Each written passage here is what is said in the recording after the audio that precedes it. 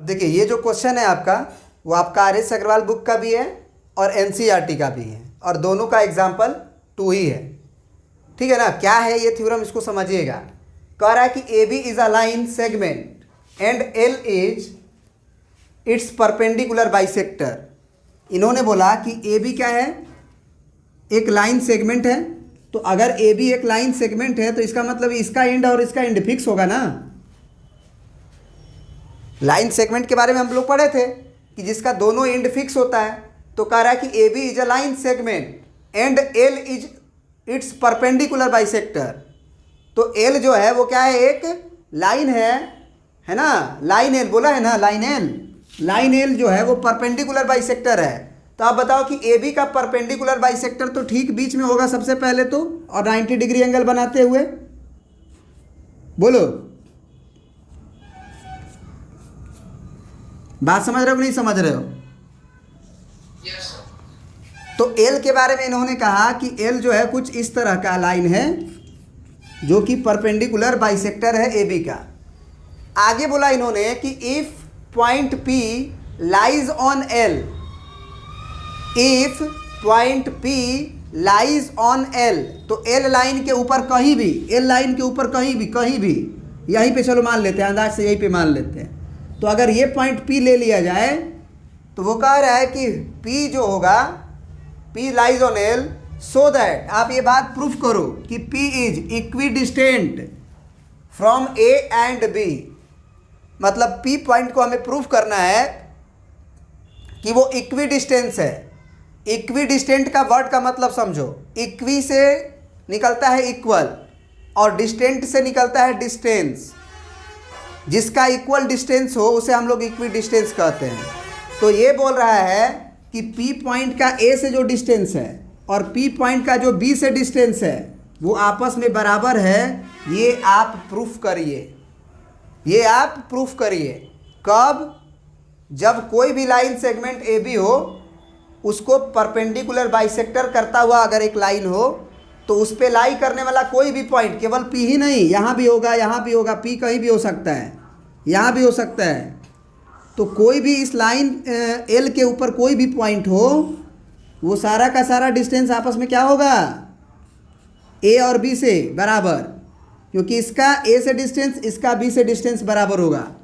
ये आपके आगे के क्लासेस में भी यूज होता है, समझ रहे हो बात को। और एक इसी में सरकम सेंटर प्रूफ करते समय भी ये चीज़ यूज होता है। सरकम सेंटर जब प्रूफ किया जाता है ना कि सरकम सेंटर कहाँ लाई करता है, तो ये थ्योरम का यूज किया जाता है। तो ये याद रखिएगा। इसको चलिए प्रूफ करते हैं। तो सबसे पहले जो गिवन वगैरह है उसको लिख लेते हैं, क्या दे रहा है हमको। चलिए, तो हमने गिवन में लिखा है कि A B is a line segment, है ना, and L is perpendicular bisector. L जो लाइन था हमारा, एल लाइन, वो क्या था हमारा, परपेंडिकुलर बाइसेक्टर था। तो बाइसेक्टर का मतलब यही होता है कि ए बी को आधा कर दिया। इसका मतलब ए ओ की लंबाई ओ बी के बराबर होगा या ओ ए की लंबाई ओ बी के बराबर होगा।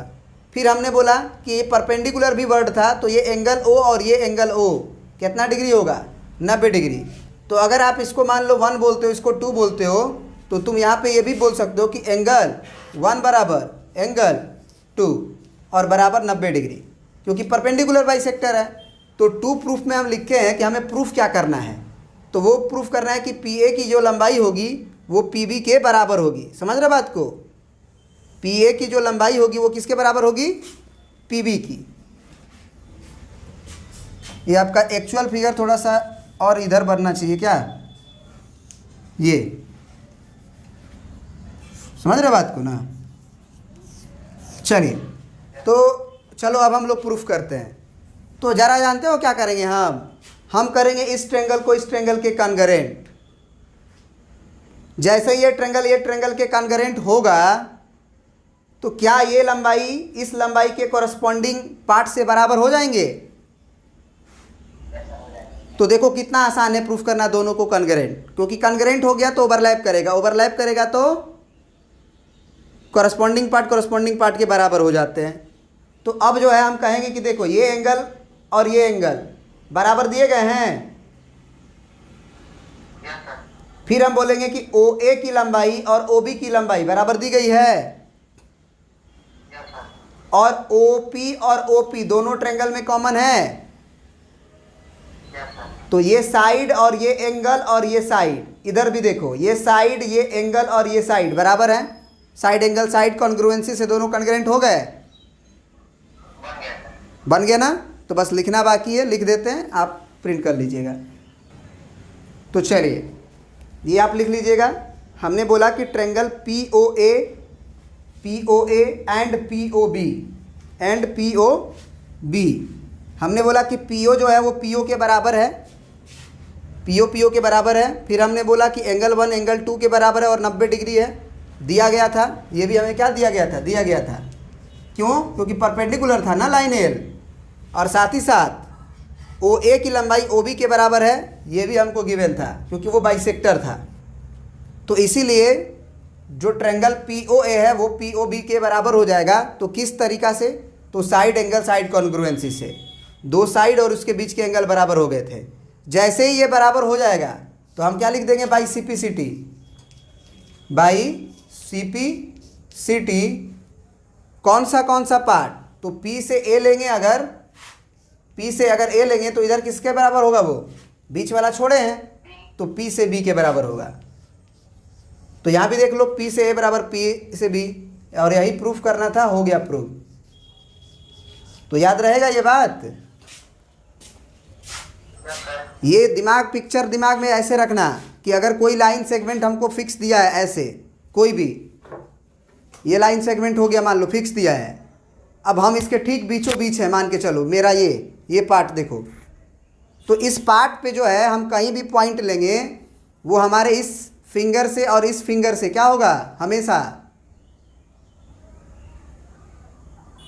Perpendicular. बराबर होगा। हम न परपेंडिकुलर हैं, हमारे किसी भी ये भाग से इस पे कहीं भी पॉइंट ले लिया जाए, ठीक बीचों बीच कहीं भी पॉइंट ले लिया जाए, उससे ये डिस्टेंस और ये डिस्टेंस बराबर रहेगा।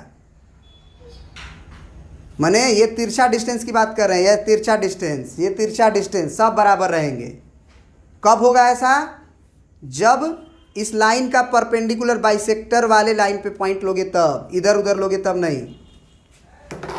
मतलब अगर तुम यहाँ पे पॉइंट लोगे तो नहीं होगा ये डिस्टेंस के बराबर, जब लोगे इस पे तभी बराबर होगा, समझे? प्रिंट कर लीजिए।